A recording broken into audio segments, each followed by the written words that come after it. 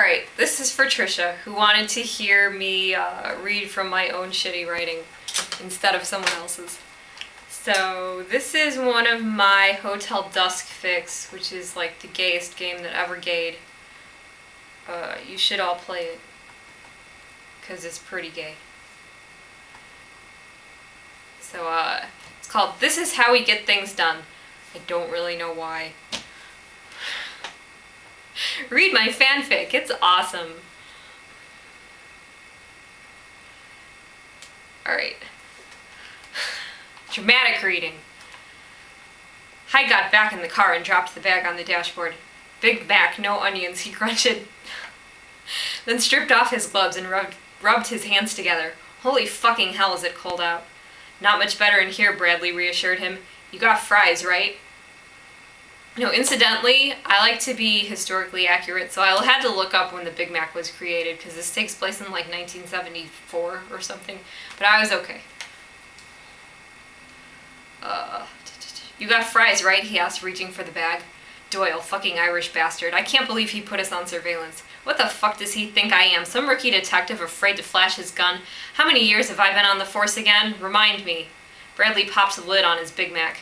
Just eat your sandwich, sunshine, before it freezes. Hyde grabbed the bag and pulled out a cheeseburger. God damn it, he said, staring at the greasy pile of fries at the bottom. I forgot to get ketchup. Bradley reached into his coat for a cigarette. Like I'd let you squirt ketchup all over my car anyway. He flicked his lighter and pressed the filter to his lips, peering out the window at the darkened apartment across the street. Lifeless, moldy bricks stared back at him. 3 hours and not a peep. This is ridiculous, Hyde said between mouthfuls of cheeseburger. There's no way in hell anyone's gonna show here. I mean, they already know we're onto them, thanks to Anderson and his dumb shit of a partner. Bradley leaned over and offered Hyde his cigarette. Thanks, Hyde muttered, taking it between his fingers. But don't you just love it? They blow the cover and we're the ones parked outside in this fucking ice cube tray. If I have to listen to you complain all night, Bradley said, jamming his hands back into his gloves, you're gonna end up undercover out on the corner. Hyde just grinned and stuffed his hand into the bag for some fries. What a partner. Bradley tensed his jaw, pulling his hat further down on his head. You do know I'm sending you out again to get me some fresh coffee, right? Because I'm sure as hell not setting foot outside this car. Hyde gave him the finger. Asshole, Bradley laughed. All right, I get it. It's the goddamn South Pole out there. So you are human after all. I was starting to wonder. Hyde hunched over and folded his arms into his chest. Can you turn the heat on again? We're supposed to be undercover here, Bradley said flatly. But turned the key in the ignition anyway. Sorry, that wasn't a very flat reading. Hyde brought his hands up to the vent as the engine kicked and sputtered. Not spluttered, like Franklin W. Dixon likes to write. Spluttered.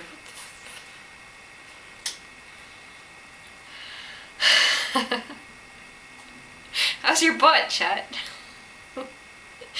I'm beginning to think that nobody actually lives on this block.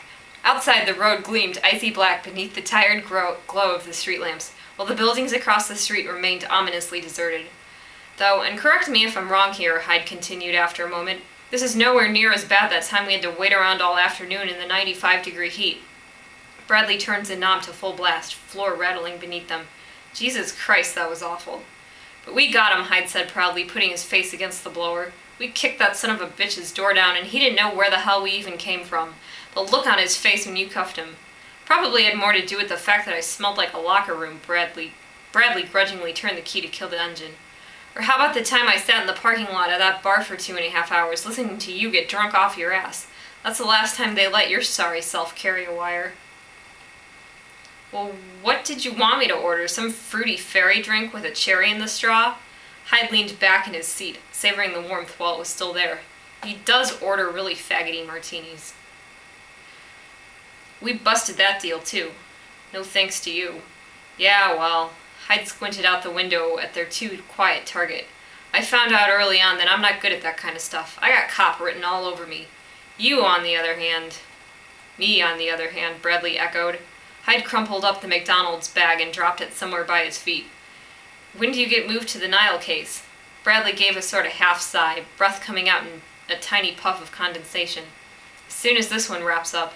Hyde shook his head. I can't believe they actually want to send someone undercover, he said heatedly. They've got to be fucking nuts. And you're nuts for going along with it. What the hell was I supposed to tell them? No? Bradley asked, rubbing at the fog on the window with his elbow. We're steaming up the windows in here, and not in the fun way. Hyde craned his neck as a taxi rolled by. I don't know what you should have told them. Then he turned back to look at Bradley. Hey, where'd the coffee go?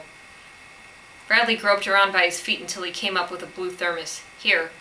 Hyde unscrewed the lid and took a drink, swishing it around his mouth for a second before he swallowed. He made a face. God, that's awful. Tastes like lukewarm dirt. He tossed the thermos back on the floor, shooing it away with his foot. Then he leaned back in his seat, running a gloved hand over the familiar upholstery.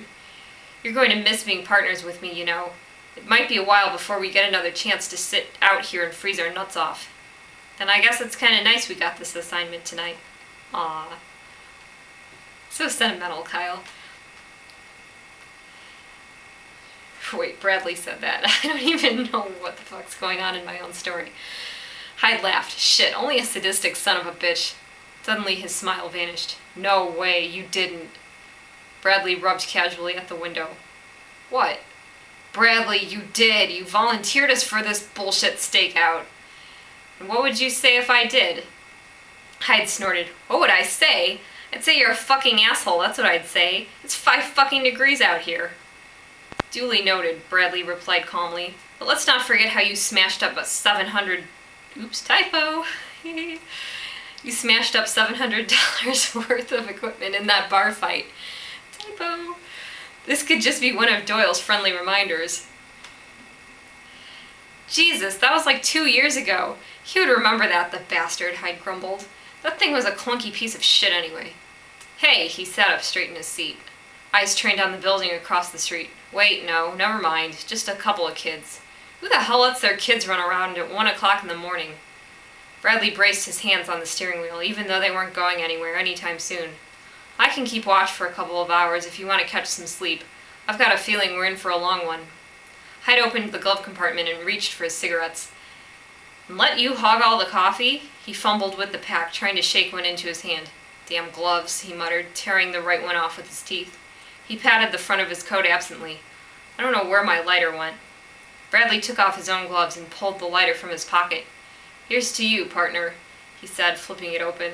But Hyde caught his hand and pressed the metal into his palm. Don't you forget it, he warned. And when Bradley flicked away the cigarette from between his lips, Hyde just laughed, low and quiet, and leaned in. The end! Oh, man. Not as cool as the Missing Chums, but what can you do?